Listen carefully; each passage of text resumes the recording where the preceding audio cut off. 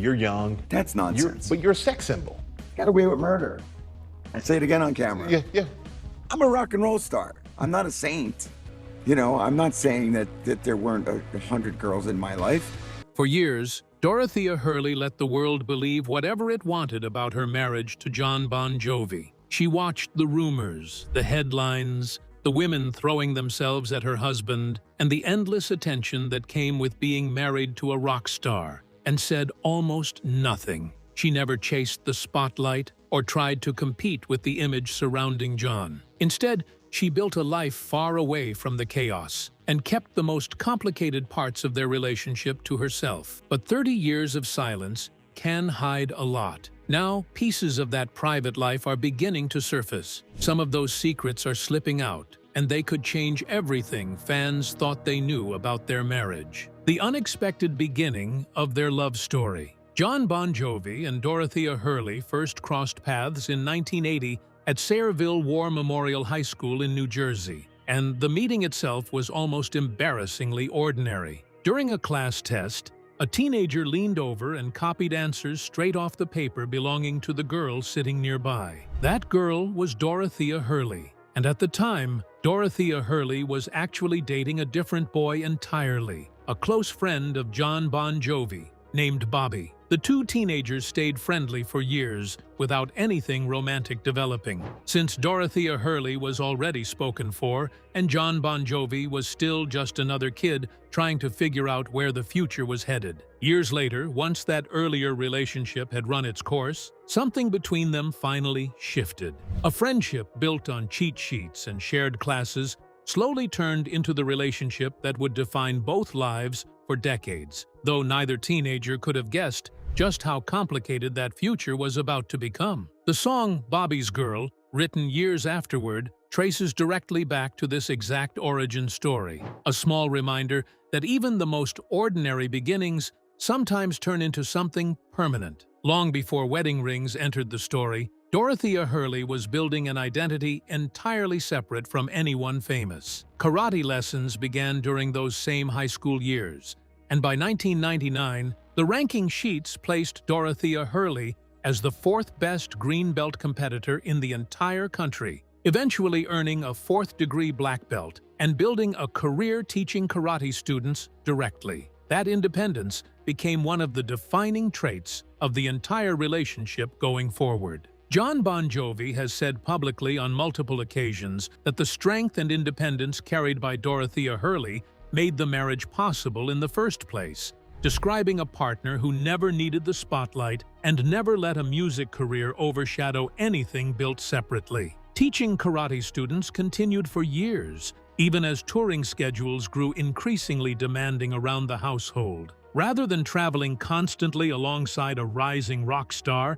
Dorothea Hurley largely stayed rooted in New Jersey, building a local reputation as a serious martial arts instructor rather than simply being known as somebody attached to a famous name. Several songs written throughout the following decades, including Bobby's Girl and Always, trace directly back to this relationship, though the lyrics rarely told the full complicated story behind them. The real version stayed mostly private, playing out far from cameras, while an entire band chased a completely different kind of attention altogether. The fame that drove them apart. Bon Jovi officially formed as a band in 1983, and almost overnight, the pace surrounding Jon Bon Jovi accelerated beyond anything either teenager from Sayreville could have expected. Small local gigs turned into real tours, and the quiet New Jersey life both of them had known began slipping further out of reach with each passing month. Dorothea Hurley stayed behind in New Jersey during this stretch, watching from a distance as a relationship built on shared classes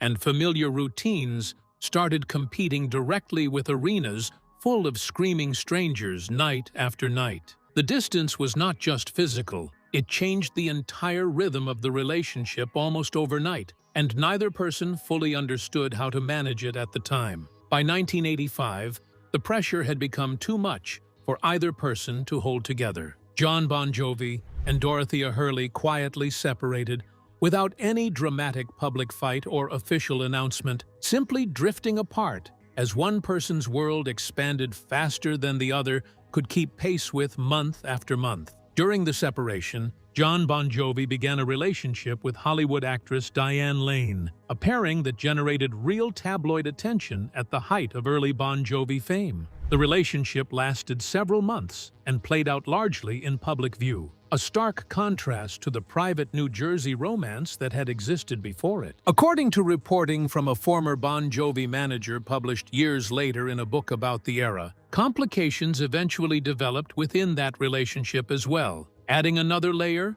to an already turbulent period for everyone involved. Meanwhile, Dorothea Hurley remained in New Jersey, watching the same headlines and photographs everyone else in the country was seeing at newsstands. Diane Lane later described the relationship in fairly warm terms during separate interviews, calling the experience a positive one overall, despite how it ultimately ended. In an odd twist that added another layer of complication to the New Jersey side of the story, Diane Lane reportedly went on to date bandmate Richie Sambora during roughly that same period, tangling the personal lives of the band even further during an already unstable stretch. For the New Jersey side of the story, though, that stretch of separation ended up testing something neither person fully understood about the underlying connection until it was gone. That period of distance forced a kind of reckoning nobody had planned for, one that would eventually pull the two of them back toward each other rather than further apart entirely. The secret wedding nobody saw coming. By 1989, Jon Bon Jovi and Dorothea Hurley had found their way back together, and the relationship felt different the second time around. During a break in the New Jersey Syndicate tour, the band passed briefly through Los Angeles, and an impulsive decision that day would define the entire marriage that followed. Rather than planning a traditional wedding, the couple drove out to the Graceland Wedding Chapel in Las Vegas and got married on the spot, with no family present, no rehearsed ceremony, and not even a set of wedding rings prepared in advance. Nobody involved with the band or the record label had any idea it was happening until the marriage was already official. The reaction afterward was immediate and harsh. Jon Bon Jovi has since described serious backlash from bandmates, management, and even the Bon Jovi parents, admitting the anger lasted for days before deciding none of that outside opinion actually mattered in the end. Bandmate Richie Sambora reportedly felt particularly sidelined by how the news broke, a detail that added real tension to the group during an already demanding stretch of touring commitments. Looking back on it decades later, Jon Bon Jovi has said plainly that the decision was made for two people alone, describing the choice as something done without giving any thought to what fans, bandmates, or the record label might think about it afterward. That kind of stubbornness, choosing marriage over the carefully managed public image built up around a rising star, set the tone for how the entire relationship would function going forward. Marriage did not slow down the touring schedule, and Dorothea Hurley found herself managing an entirely different kind of life than the one either teenager had expected back in high school. Karate instruction continued alongside raising a growing family almost entirely without the built-in support systems that come standard with most famous households around the world. Jon Bon Jovi has openly admitted missing birthdays, school plays, and entire stretches of ordinary family life while chasing tour dates around the globe for years at a stretch. The responsibility of holding daily life together fell largely on Dorothea Hurley, a reality that rarely made it into magazine profiles built around glossy tour photography and red carpet appearances. That imbalance never fully disappeared, even as the marriage matured across multiple decades of touring cycles. What kept the relationship functioning was not some perfectly balanced partnership split evenly down the middle. It was a willingness from both people to accept an uneven arrangement and make it work anyway, year after year, tour after tour, without either side keeping score. Financial security never became the central issue. It becomes in so many celebrity marriages either, since Dorothea Hurley maintained an independent career and income throughout. rather than depending entirely on touring revenue or record sales. That financial independence removed at least one common source of tension that derails plenty of relationships built around a single famous earner. The secrets that finally came out.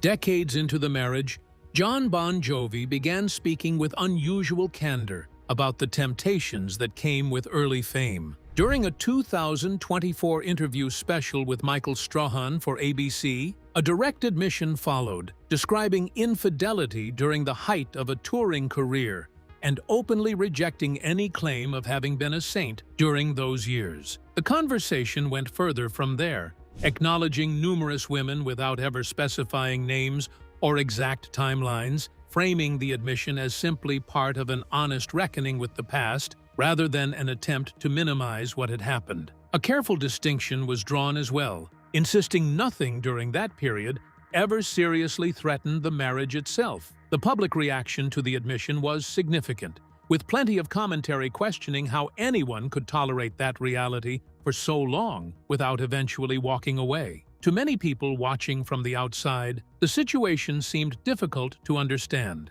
If things were really that complicated, why stay? Why continue building a life together instead of ending the marriage and moving on? Jon Bon Jovi himself, not Dorothea Hurley, chose to reveal all of this publicly, on personal terms, decades after any of it actually happened. That detail changes the way the story is viewed, because this wasn't information that came out through leaked private conversations, a tabloid investigation, or someone exposing the couple against their wishes. The framing mattered just as much as the content itself. Jon wasn't forced into making a statement because reporters had uncovered something or because a scandal had suddenly erupted. He deliberately chose to discuss it during a documentary press tour, knowing that the subject would attract enormous attention and that his words would be dissected by the public. That decision suggested a level of comfort within the marriage that many outside observers assumed could not possibly exist, given the subject matter being discussed on national television.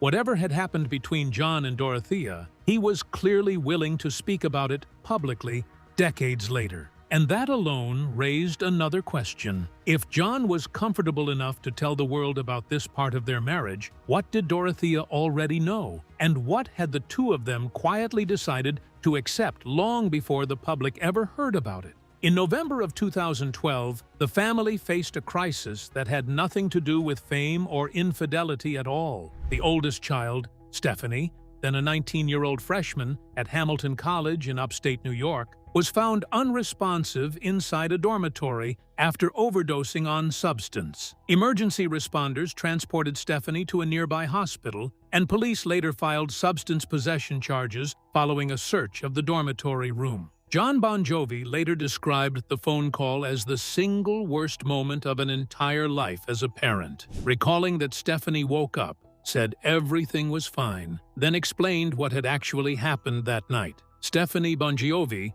recovered fully from the incident and has stayed largely out of the public eye in the years since that frightening night. For a family that had weathered public scrutiny over fame and relationships for decades, this crisis forced a private reckoning that had nothing to do with rock and roll at all, and everything to do with simply keeping a daughter alive through the worst night of an entire young life. Neither parent used the incident to launch a public awareness campaign or a media tour, choosing instead to handle the recovery process privately away from cameras. That restraint stood in contrast to how many celebrity families have historically responded to similar crises, where a personal tragedy often becomes a very public platform, almost immediately. The life they built beyond the stage. Rather than retreating after that frightening year, Jon Bon Jovi and Dorothea Hurley redirected their energy into something lasting. In 2006, the couple co-founded the JBJ Soul Foundation,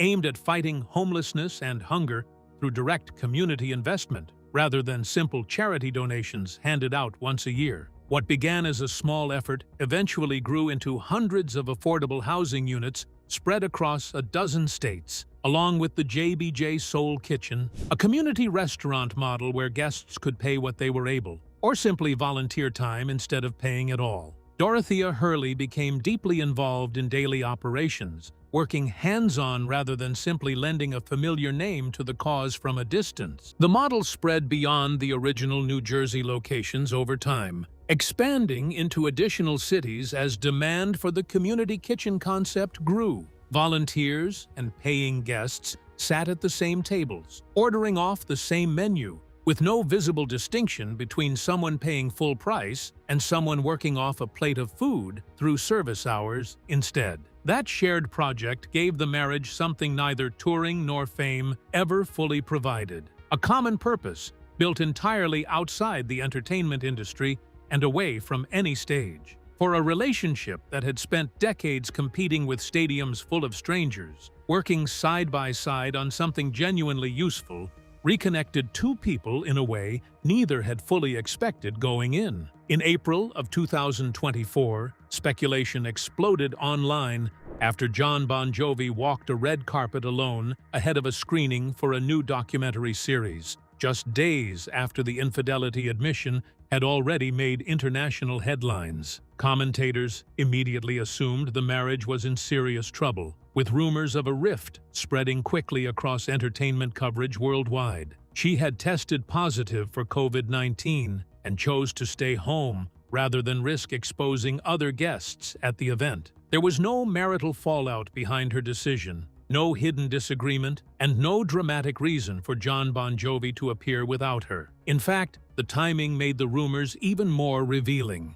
Just days earlier, Jon and Dorothea had attended an earlier premiere for the same documentary together, making it clear that her decision to miss this particular event had nothing to do with some sudden problem between them. Still, once the photos appeared and Dorothea was nowhere beside Jon, speculation quickly took over. A simple absence became a relationship rumor, and before long, people were discussing a marriage crisis that had never actually existed. That is the strange reality of being married to someone as famous as Jon Bon Jovi. Even something as ordinary as staying home when you're sick can become a story. And when millions of people are already looking for cracks in a celebrity marriage, they don't need much to fill in the blanks themselves. The life Dorothea built for herself. Beyond the karate instruction and foundation work, Dorothea Hurley also took on a hands-on role managing the JBJ Soul Kitchen locations directly,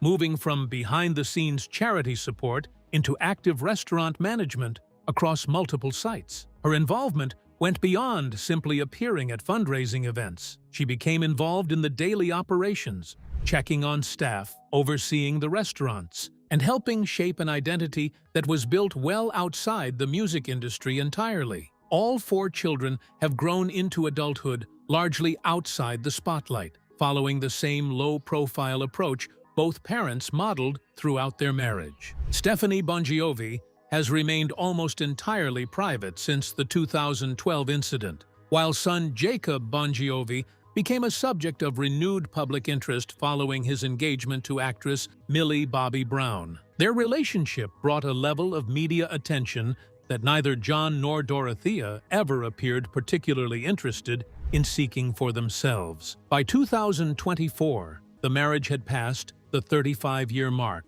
a milestone Jon Bon Jovi discussed during a Good Morning America interview. He described daily life together as a continuous process of growth, rather than something that simply happens automatically once two people commit to each other. According to Jon, change and challenges never really stop showing up, no matter how many decades a couple manages to stay together. Married since 1989, Jon Bon Jovi and Dorothea Hurley have now spent well over 3 decades building a life that looks very different from the public assumptions surrounding them. 4 children, a shared charitable foundation, successful restaurants, and a marriage that has survived infidelity, a terrifying health scare, and a secret wedding that nobody approved of at the time it happened have all become part of their story. And Dorothea's role in that story has never been limited to simply being Jon Bon Jovi's wife. She built her own work, remained deeply involved with their family, contributed directly to their charitable efforts, and maintained a presence in their businesses. While Jon's career kept him in front of millions of people, Dorothea created a life that gave her purpose away from the stage. That balance has remained one of the most consistent features of their relationship. Their family grew, their responsibilities changed, and their individual lives evolved. But the foundation they established as teenagers remained at the center of everything they built together. After decades of marriage, that history is impossible to separate from the story of either one of them. From a copied test paper in high school to a secret Vegas wedding, an affair scandal, and decades of quiet work helping struggling families, the real story behind this marriage turned out to be far more human than any fabricated headline could ever manage. What part of the real story surprised you the most? Drop your thoughts in the comments, hit like, and subscribe for more deep dives into the true stories behind the biggest names in music.